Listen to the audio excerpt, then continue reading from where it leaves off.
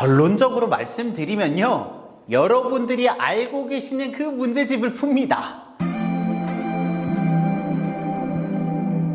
안녕하세요, 대치동 캐슬입니다. 여러분들 오늘도 공부와 운동 열심히 하고 계시죠? 저도 하루하루 열심히 하고 있습니다. 오늘은요, 학부모님과 학생들이 가장 많이 물어보는 질문 중에 하나인 수학 문제집 어떤 거 풀면 될까요? 입니다. 저는 이 질문을 정말 많이 받는데요, 아마도 그 심리에는 뭔가 이곳에서는 특별한 문제집을 하고 있지 않을까라는 호기심이 있었기 때문이라고 생각을 하는데요, 결론적으로 말씀드리면요, 여러분들이 알고 계시는 그 문제집을 풉니다.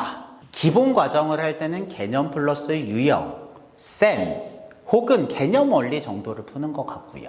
기본 과정이 끝나고 심화 수업을 할 때는 일품 수학, 최고 득점 수학, 최고 수준, 최상위 S 요 정도 하는 것 같고요.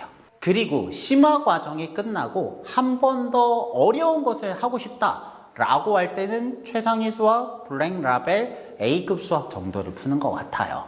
그럼 이게 문제집이 한 10권 정도 되잖아요. 대부분의 경우에는 이 문제집을 풉니다. 그것은 대치동처럼 공부를 많이 하는 곳이라 하더라도 동일합니다. 이렇게 학생들이 푸는 수학 문제집이 정해져 있는 이유가 두 가지가 있는데요. 첫 번째로는요, 학생이 한 수업을 할 때, 그러니까 한 과정을 나갈 때요, 풀 수 있는 문제집의 개수가 몇 개 되지 않습니다. 생각해보면 그러지 않을까요? 현행을 하거나 혹은 선행을 할 때 학생이 푸는 문제집을 생각을 해보면 기본 과정 때 한 권에서 두 권, 그리고 심화 과정 한 권을 풀거든요. 그러면 저희 센터도 그렇지만 기본과 심화 합쳐서 두 권 혹은 세 권을 풉니다. 그렇게 해서 두세 권을 풀어서 중등 과정을 하다가 돌아와서 조금 더 어려운 걸 하고 싶다. 그러면 말씀드린 최상위 수학, 블랙 라벨, A급 같은 수학으로 한 번 더 풀면 많으면 4권 정도 푸는 것 같거든요. 한 과정에. 그렇게 1학년 1학기, 1학년 2학기, 3학년 1학기 이렇게 쭉쭉 푸는 거죠. 그러면 학생의 입장에서는요, 10권, 20권을 풀 게 아니기 때문에 제일 유명한 문제집 중에 조합을 하기 마련입니다. 이걸 비유를 하면 자동차로 비유할 수 있는데요, 제가 차 살 때가 돼서 그렇습니다. 기본적으로 자동차라고 하면 국내는요, 현대, 기아차가 90% 이상입니다. 그리고 해외로 가면 독일의 3사, 그리고 쉐보레, 이 정도가 거의 메이저이고요. 포르쉐도 있겠지만, 그 시트로엔이나 푸조도 있지만 많이 쓰진 않잖아요. 그러니까 우리가 타고 있는 자동차 브랜드는 꼽아보면 10개 정도밖에 안 되는 거죠. 그 이유는 각 집에 자동차가 한 대나 두 대 정도밖에 없기 때문에 굳이 우리가 모르는 리스크를 감수하면서 처음 보는 자동차를 살 필요가 없기 때문입니다. 처럼 학생의 경우에는 3개에서 4개의 문제집을 풀기 때문에 가장 검증이 된 문제집, 그러니까 유명하고 내가 이 문제집이 어떻게 구성되어 있고 난이도가 어떤지를 확실하게 알고 있는 그 3-4권을 푸는 것이 가장 효과적인 전략이 될 수 있기 때문입니다. 이렇게 첫 번째, 학생이 한 과정을 하면서 풀 수 있는 문제집의 개수가 정해져 있다. 이어서 두 번째, 이 문제집을 풀 때 선생님이 지도하기가 훨씬 더 쉽기 때문입니다.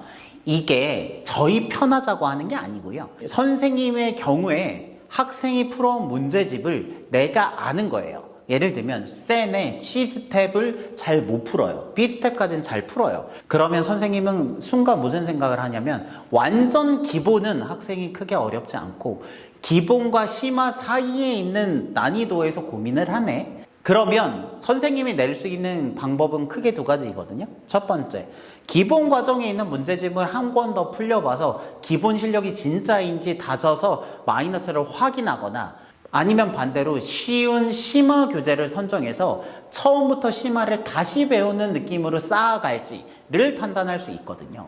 이렇게 센 B단계는 다 풀 수 있고요, 센 C단계가 어려워요 라고 얘기만 하면 그 학생을 어떻게 지도해야 될지 선생님이 알 수 있습니다. 그렇게 되면 학생을 좀 더 정확하게 지도할 수 있기 때문에 서로 선호하는 문제집들을 더 선호하게 되는 겁니다.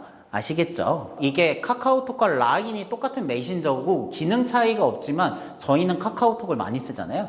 그렇게 플랫폼의 효과가 있는 것처럼 그 문제집이 브랜드가 쌓여있고 유명한 문제집은 그 문제집만으로 플랫폼 같은 성격을 가지고 있기 때문에 오히려 더 많이 쓰게 되는 경향이 있습니다. 그렇기 때문에 결과적으로는요, 우리 모두가 알고 있는 그 10가지 종류의 문제집에서 함께 고민하고 씨름하고 공부를 하게 됩니다. 그럼 이런 질문을 할 수 있겠죠. 이 10개의 문제집을 다 풀었어요. 더 어렵거나 더 새로운 문제집을 풀고 싶으면 어떻게 하면 되나요? 라고 할 수 있잖아요. 그럴 때 저의 대답은 명확합니다. 뭘 것 같으세요? 그렇게 시중에 있는 문제집을 다 풀잖아요.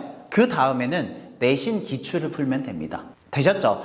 결국 기본적으로 우리가 이 문제집을 푼다는 건 학교 시험을 잘 보기 위함이 크잖아요. 그렇기 때문에 이 기본적인 문제집을 다 풀었다는 건 준비가 충분히 되었다는 거기 때문에 우리 학교의 기출문제 혹은 옆 학교의 기출문제 혹은 다른 학교의 기출문제를 풀면서 내 실력이 실전에서 어떻게 쓰이는지를 점검하면 되지, 여기서 또 다른 새로운 문제집을 찾아서 그걸 다시 풀 필요는 없다고 생각합니다. 이것은 물론 선생님들마다 조금 의견은 다를 수 있어요. 그렇게 되면 KM으로 더 어려운 과정을 나가야 된다, 뭐 이렇게 생각할 수도 있거든요.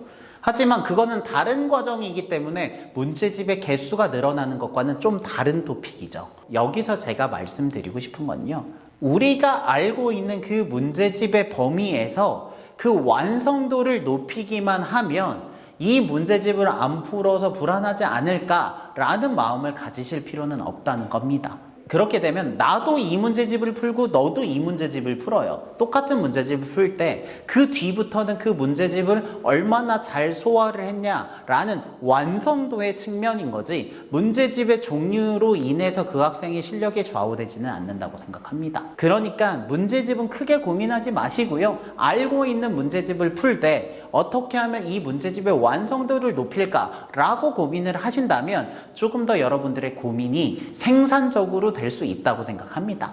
되셨죠? 제가 너무 많이 받은 질문이어서 이렇게 영상으로 정리해 보았습니다. 여러분들의 교육에 도움이 되었으면 좋겠습니다. 저는 다음에도 또 좋은 내용으로 찾아뵙겠습니다. 여러분들의 교육을 응원합니다. 저는 대치동 캐슬이었습니다. 감사합니다.